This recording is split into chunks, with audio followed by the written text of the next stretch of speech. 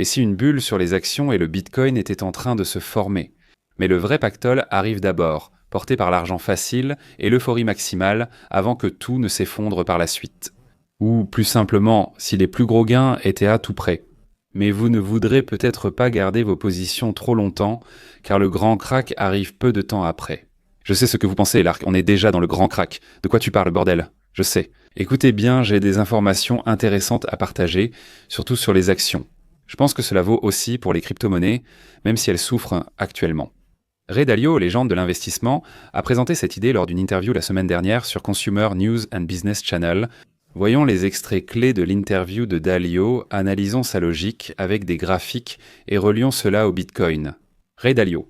Voici les éléments les plus importants de son interview sur Consumer News and Business Channel, diffusée la semaine dernière. Écoutez bien. Penses-tu que cette concentration est révélatrice d'une bulle? C'est la grande question. Il se passe beaucoup de choses autour des bulles. J'ai un indicateur de bulles. Mais les bulles n'éclatent vraiment que lorsqu'elles sont éclatées par un resserrement de la politique monétaire, et ainsi de suite. Il est donc plus probable que nous assouplissions les taux que de les resserrer, ce qui crée une économie à deux vitesses. L'assouplissement des taux s'explique par l'affaiblissement de la plupart des éléments économiques. En observant l'économie, on constate un affaiblissement dans ce secteur. En même temps qu'il y a cette bulle qui se forme ou qui se développe. Donc, une politique monétaire pour les deux ne va pas fonctionner à cause de cet élément de divergence. Donc, je pense que cela va probablement produire encore plus une bulle. Je pense que c'est probablement quelque chose comme 98, 99, 27, 28 et ainsi de suite. Donc, il y a beaucoup de risques. Nous devons certainement dire que ce soit une bulle ou non, et quand cette bulle va éclater, peut-être que nous ne le savons pas exactement. Mais ce que nous pouvons dire, c'est qu'il y a beaucoup de risques. Voilà donc. Maintenant, clarifions les affirmations spécifiques de Dalio ici. Dalio affirme que les bulles éclatent souvent quand la politique monétaire se resserre. Deuxièmement, nous sommes actuellement au début d'une phase d'assouplissement monétaire, ce qui devrait seulement gonfler davantage la bulle. Ce sera encore plus gros, vous n'avez rien vu. Troisièmement, il admet que personne ne sait vraiment.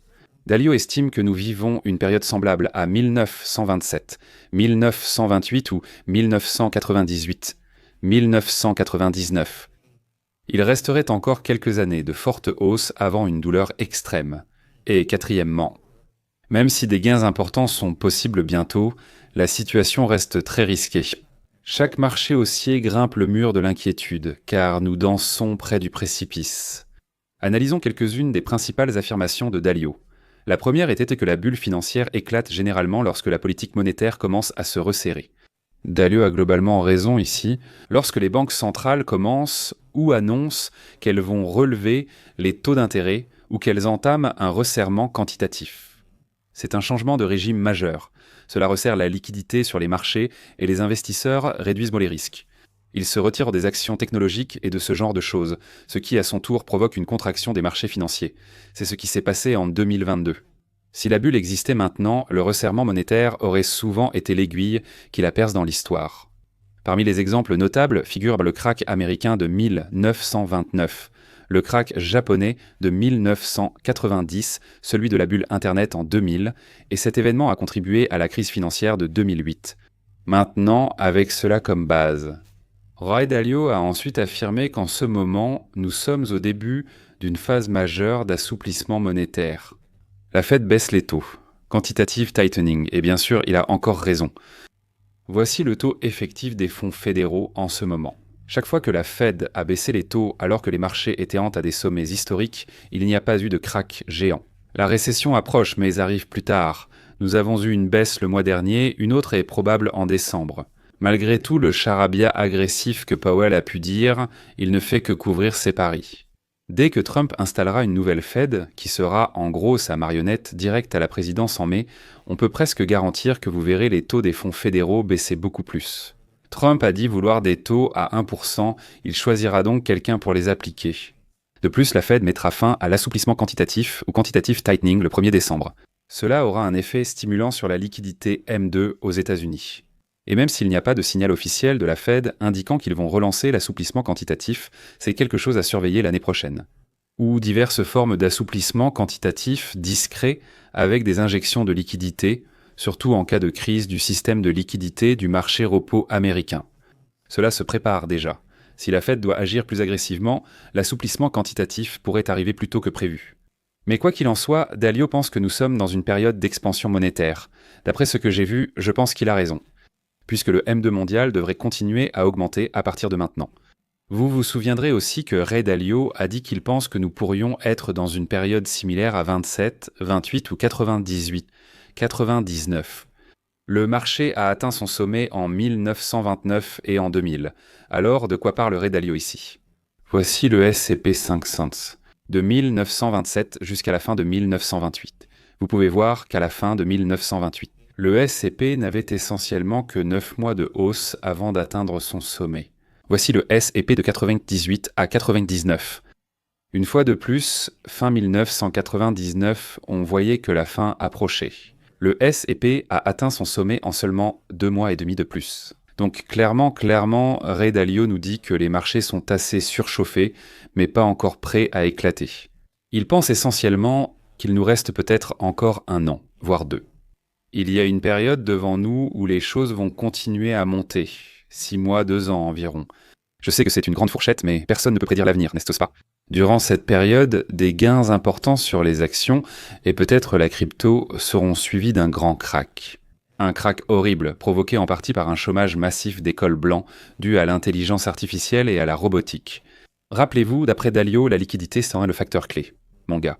Donc tant que la Fed fait tourner les imprimantes, la valorisation des actifs devrait continuer à augmenter.